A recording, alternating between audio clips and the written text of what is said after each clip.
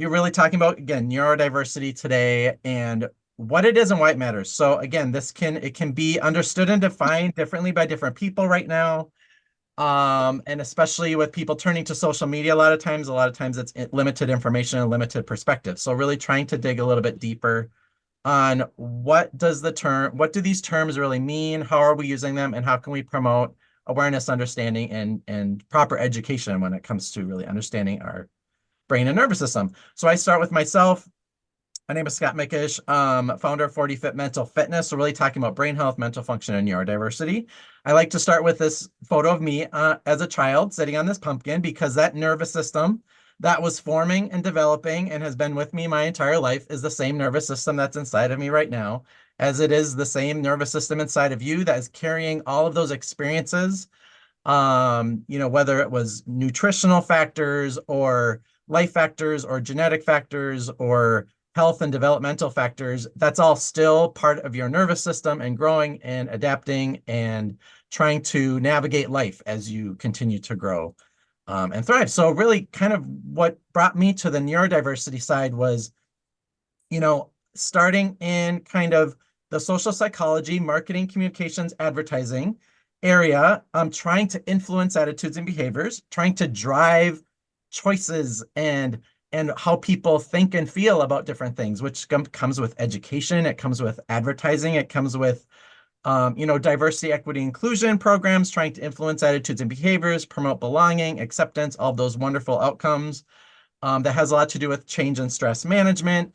Of course, leadership and achievement is a big one. And obviously the top one being health and wellness. So why, we don't really talk about the brain and nervous system in a lot of these capacities. And that's really the light bulb moment for me was, why aren't we talking about the driver of our thoughts, feelings, and behaviors? Like, why are we kind of skipping that part and then coming to these unhealthy expectations and efforts that have really kind of contributed to a lot of the struggles that we're having now on social media and all of these media influences that, again, are aiming to drive dopamine. They're trying to get us addicted to being online and consuming media for the purposes of advertising a lot of times. So why is that such a missing piece? And why is it all so hard? So rather than beating ourselves and each other up, really digging deeper and going, why is it really hard to do the healthful thing? Like, why is it hard to see beyond the curtain? And that is what inspired me to really look at, the brain and nervous system and dig deeper. That I've had to do a lot of independent research and study on my own because a lot of this isn't just captured in a nutshell as I've tried to do. It's just not out there and available a lot of times in very just practical, everyday language and just for the everyday person, without having to be a PhD or a neuroscientist or somebody that's, going to get the $100,000 education that none of us can really afford. So how can we practically and accessibly provide this information for just everyday folks to really kind of understand themselves and each other? And so my book is called My Brain Can't Poop. You can look it up online. I do have it free audiobook version on most podcast platforms. Oh, Yeah, so I really didn't know want it that. to be accessible.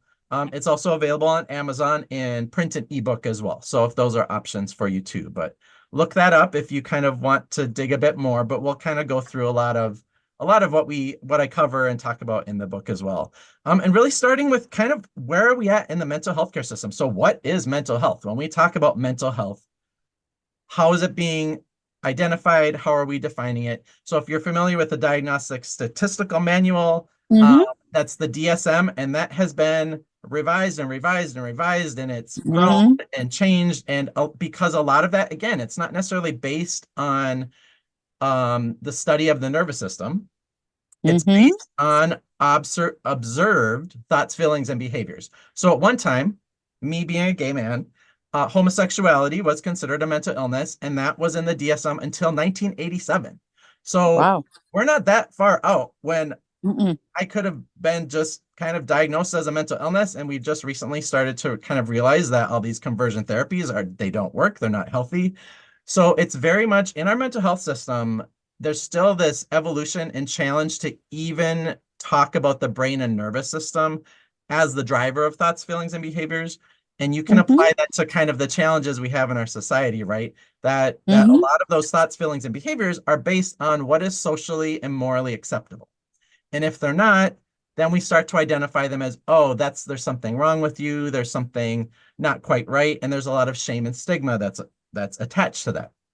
So as Mm-hmm. we learn and start to understand and accept, what is behind a lot of these behaviors and emotional experiences, whether it's anxiety or depression or PTSD or agitation, anger, whatever the outcome is in our thoughts, feelings, and behaviors, what's really behind that? That is not a mental health condition or mental illness until it becomes a daily impairment. So a lot of these experiences, again, they're normal and natural, and you have moments of anxiety and you have moments of depression and you have moments of anger and all of these different sorts of flare-ups, if you will. But when it becomes a daily impairment, that's when it kind of ventures into a mental health condition. So that's when it kind of goes into to the DSM and starts to get classified and labeled and diagnosed. But it's still not based on your neurological activity. There's no blood tests. There's nothing really to understand what's going on with you hormonally or neurochemically. It's all kind of a guessing game at this point within the mental health care system. So how do we really get down to the underlying driver, the nervous system, and our brain, and kind of get over Mm-hmm. a lot of the misinformation and kind of ideas and constructs that we've been taught and told that aren't quite right. They're kind of right, but they're not quite right. And we're really still kind of struggling with what's real and what's not, and what's factual and what's not. And I liken it a lot of times again to kind of the Wizard of Oz, right? So the power of the wizard was not knowing what was behind the curtain. And it was driven by fear and stress and this idea that somehow, the answer lies behind in something else, in someone else. There's this powerful force. Mm-hmm. And Mm-hmm. the realization when we realize what's behind the curtain is that fear is reduced. We start to understand, hey, what we needed was within side of us all along. We just need those healthful influences to help heal, to help care for ourselves, whether it's nutrition or social support or therapy, whatever those uh, influences and support systems that we need, we really need to know what's going on behind the curtain to reduce that fear and shame and stigma. So that's my intention and effort with talking about neuroscience, brain health, mental function, and neurodiversity. The two parts of the brain that I really focus on are the amygdala and prefrontal cortex. And maybe you're more or less familiar with these parts of the brain, but the reason I really focus on these specific parts of the brain without getting too complicated, because it can get very complicated very quickly, is we are born with our amygdala pretty much fully developed. So if you're a full-time, if you were, in the uterus, fully formed. Your amygdala is fully formed at birth, and that drives your unconscious nervous system. So hunger, fight or flight, when you're, upset or don't feel safe, it's an emotional response. And that's why babies cry and kick and scream when they're hungry or they soil themselves or they're tired. And we try to figure out what's going on. What do you need? We don't, have the prefrontal cortex fully developed that helps us determine what am I feeling and what do I need. So that prefrontal cortex isn't fully developed until our mid 20s. And again, that's a high area of misunderstanding. So if you kind of consider how much demand and stress and pressure we can oftentimes put on children, especially if they don't have a healthful, supportive home environment, they don't have healthful and supportive adult influences, they don't have that support system to help them develop a healthy nervous system.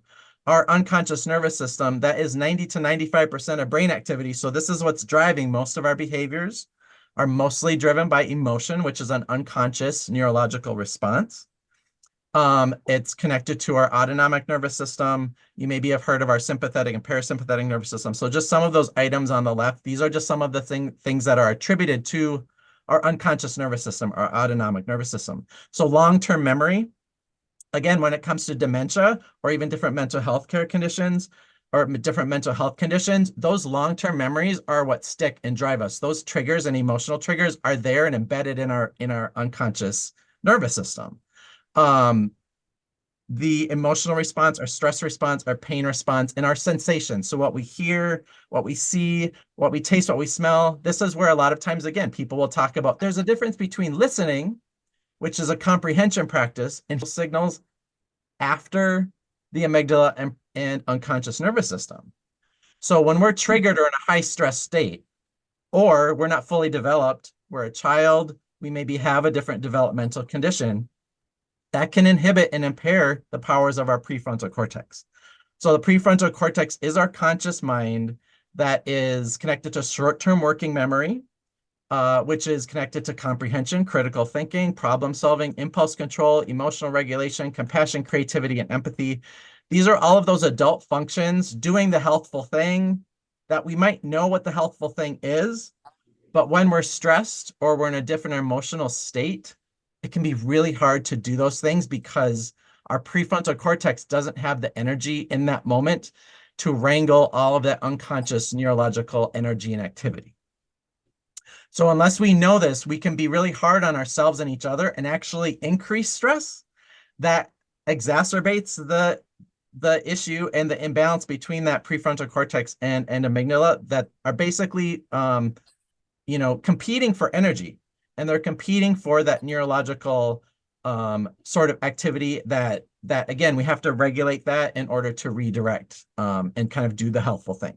So this is in a lot of ways what we're dealing with when we're talking about a mental health condition or different neurological health condition or even dementia or anything that's on the autism spectrum. A lot of times it is that relationship between our unconscious nervous system and the amygdala and our prefrontal cortex and how those different parts of the brain have developed, how they operate, and how are we navigating stress and change and maintaining healthful influences to optimize the healthful, mental function of our prefrontal cortex. This is also impacted by change, loss, and grief. So grief isn't just related to death and dying. It's related to any sort of life change that can be perceived as a threat unconsciously. So maybe this is a move, maybe this is a job change, it's a change in relationship. There's some sort of change in life that your nervous system now has to be redirected and flow a different way. That can be very hard. And again, depending on our emotional regulation and our ability to regulate that stress response, it can be even harder. So until we really acknowledge that and know there's a neurological system and factor to grief, loss, and change, we can be really hard on ourselves and each other and not be able to kind of navigate that in a healthful way. So again, that's part of the neurodiversity that I speak of, that every brain is as diverse as every body. So when I speak of neurodiversity, I'm talking about the whole entire population, not just a certain clinical condition, not just a certain diagnosis. We are as diverse internally as we are externally. And that is neurodiversity. One person alone cannot be diverse. Diversity requires a group. So that is what creates diversity, is differences among a group. So a lot of times, again, we might hear people say, oh, I'm neurodiverse. Well, you are neurodiverse as much as everyone else is neurodiverse. But the question is, how do you differentiate from other people? So it leads to that question of what are those differences we're dealing with? But neurodiversity applies to the whole population. And this will be important in a minute when we kind of go into how we even identify neurologically what's going on. So I had a friend who's an artist, and he created this illustration just to depict neurodiversity. And he actually threw in a bear just to kind of, have a little tongue-in-cheek humor. But we are animals. We are neurological, biological beings just like other animals. And there's an internal system that we need to take care of and acknowledge and be aware of. So he threw a bear in there just to realize, like, hey, we're all animals and we need to care for each other as part of nature, just like everything else. So when you boil down to, again, neurologically, from a brain health, brain development perspective, this can be, affected by genetics, by body chemistry, hormone levels, by blood flow. How is your heart health? So there's a lot of science and research on, the heart connection to the brain, nutrition. So 90% of serotonin is produced by your gut. So nutrition and eating well is a big part of brain development, neurological activity. Your environment, obviously, stress triggers, support systems, like what is helping you regulate and redirect your neurological pathways. Experience. So what do we hold on to? What affects the development of our nervous system experientially? Information. What knowledge do we have? What information do we have? Again, that can alleviate that fear, that can alleviate that stress, that can open the door to acceptance and understanding and healing, and healthcare. Relationships. So again, social, emotional relationships. How does that help regulate our nervous system? Sleep is an important critical factor that helps us detoxify and kind of help uh, even prune some unused neural pathways. So there's a direct impact on our nervous system with healthy amounts of sleep and kind of the processes, the deep sleep cycles that we need to go through for that. Access to information, access to healthcare, access to services, and even just awareness. So education being one of them. Without access, we're not even aware of any of what we're talking about today. So how do we even get to that step of identifying how is my nervous system functioning? What do I need to survive and thrive and optimize? And without access to that, we're kind of left in the dark. And then, of course, our abilities. So what, between physical abilities, cognitive abilities, mental abilities, what are we working with that when I speak of mental fitness, what I'm really talking about is optimizing our abilities. So what abilities do you have? And how do we work with those abilities to optimize and help people thrive so that we don't get into kind of an ableist sort of approach to it where we just expect everyone to kind of operate and function the same. Neurodivergent. So this is a term, if you're familiar with neurodiversity, you probably have heard of the term neurodivergent. These are two separate words. So divergent meaning somehow, there is a divergence from what's considered normal or typical.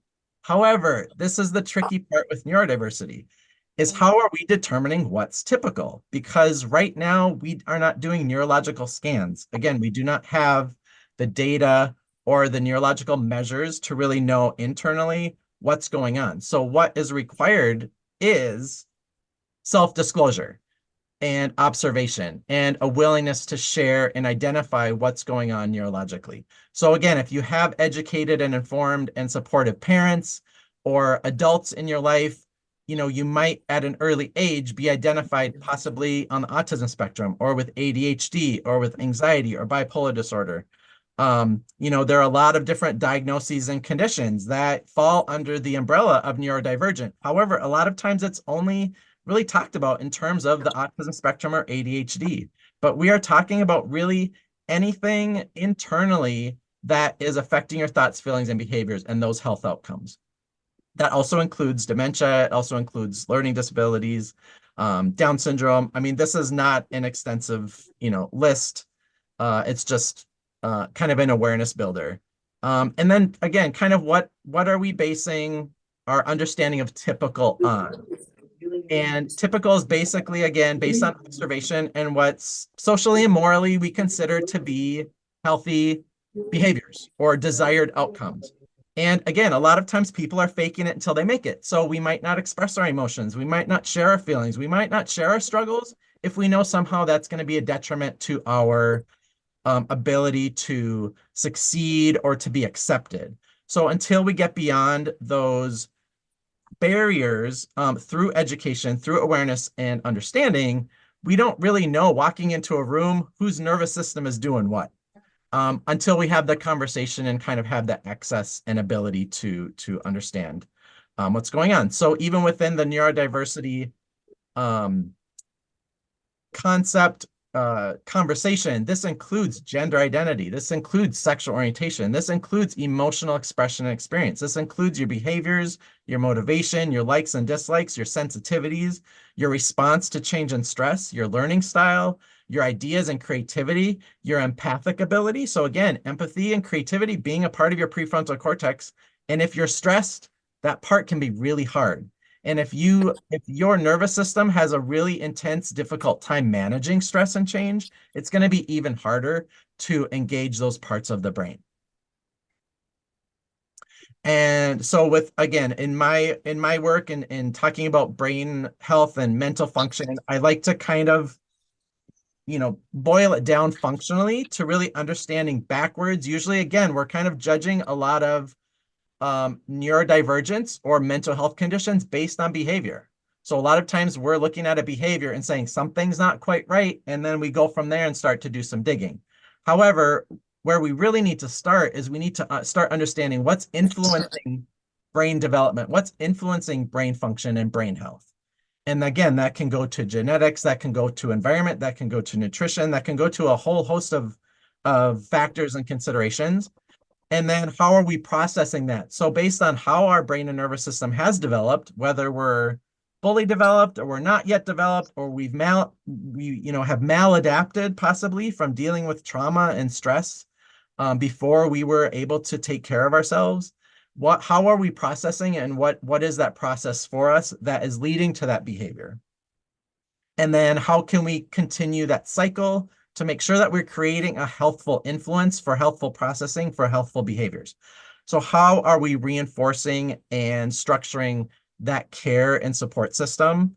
A lot of that has to do, again, based on perception even. So this is the importance of representation and even talking about neurodiversity and that awareness that, hey, you're not alone. You're not just a different person. Everyone is different in some capacity. And now we're trying to figure out how much we differentiate. And the other factor being just recognizing emotion, recognizing the state of our stress, what level of stress are we dealing with, and then how do we regulate that, and then how do we go through redirection.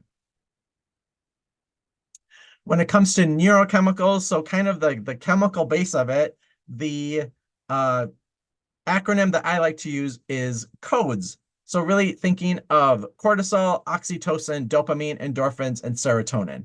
And they are related to stress levels, they are related to our social connection, they are related to motivation and reward, and they are related to pain relief, a lot of times involved with physical exercise. And then serotonin, again, a lot of this is based on gut health, and 90% of serotonin is produced in the gut, and that provides that sense of safety and contentment. The reason this is really important to be aware of as well is, again, I myself with anxiety and ADHD, I didn't quite fully understand even the connection between my nervous system and immune system. And I had an allergic reaction to stress. I experienced anaphylactic shock after I published my book, and just broke out in hives and lumps and bumps, and was put on a corticosteroid, prednisone, and given an EpiPen. So epinephrine is adrenaline. Both of those are stress hormones. So connecting that between our nervous system and our immune system, it's really important, again, to understand how our nervous system might differentiate from somebody else's nervous system, and how that affects our health and well-being in general. And the impact that stress can have on your brain, body, skin, your immune system, and everything that's connected. We do know that 90% of illness and disease are related to stress. Eating disorders are on the rise, 2 times higher among women than men, increasing within the gay community, especially among gay men. Suicide is on the rise, 3.5 times higher among men than women. And $450 to $500 billion is lost in productivity related to stress every year. We also know that for every $1 spent on mental health care, $4 is gained in health and productivity. Yet it's still very hard, and we have to kind of take a step back and look at what's influencing our attitudes and approach to mental health care. I did an audit of Psychology Today, and the results of how they market and how we brand and communicate mental health care is pretty striking and a bit concerning in what the lack of diversity is on the covers in that attempt to reach the population, to reach people about mental health and well-being. That I had to go back just within the last few years to even find people of color on the cover. Again, very model-esque in look and appearance. The depictions of men typically were in heterosexual situations and typically being a source of stress for the woman. So not a lot of focus on men's mental health, very much directed and marketed towards women. And this started kind of around the early 2000s. There was a different marketing approach before that in the 90s and 80s. And the last man on the cover that I could find was from 2005, and it was John Leguizamo. So again, a person of color, but for some reason they changed their marketing approach, and we've been feeling a lot of the, ramifications of that. Possibly, again, this isn't necessarily the cause of it. It's a reflection of culturally, educationally, socially, how have we been talking about mental health? How have we been talking about psychology, and how have we been approaching mental health care? So how are we promoting an understanding and acceptance of neurodiversity, the health of the brain and nervous system? Are we using fear or hope as a motivator? That is, are we activating the amygdala or engaging the prefrontal cortex? Rather than saying mind over matter, I like to say mind what matters. That there are many influences and factors, that it's not just a matter of using your mind to control and get over everything. It's a matter of knowing how do you take care of your brain and nervous system to optimize function and well-being. And to really embrace the challenge versus embrace the change, because that change can be triggering. That change can be grief-inducing. That change can be unhealthful and toxic. I say, selling a house is different than being evicted from your home. Both of those are changes, but one is incredibly stressful and toxic, and the other is still stressful, but more hopeful in nature, and you have motivation and direction. So change isn't always equal, and it's not always a healthful thing. So just to say embrace change really ignores and neglects mental health in general, and brain health and neurological function. So being able to differentiate healthful from unhealthful, that might be different from you as it is for somebody else. And to really the goal being to optimize brain health, to optimize mental function and motivation, to feel and do your best, whatever your best might be each day, to achieve your goals, whatever your goals and abilities might be. And it really starts with knowing, what does your nervous system need? What does your brain and nervous system that's driving your thoughts, feelings, and behaviors, what does your brain and nervous system need to be in a healthful state, to be in a regulated state, to direct energy in a healthful, healing, and productive way to achieve what you want to achieve in life? For more information, please visit 40fit.net. There's a lot more information there. I'm happy to answer any questions. If you have, we're running out of time, but feel free to email me, message me on social media. I'm happy to answer any other questions or talk more about mental fitness, brain health, mental function, and neurodiversity as well.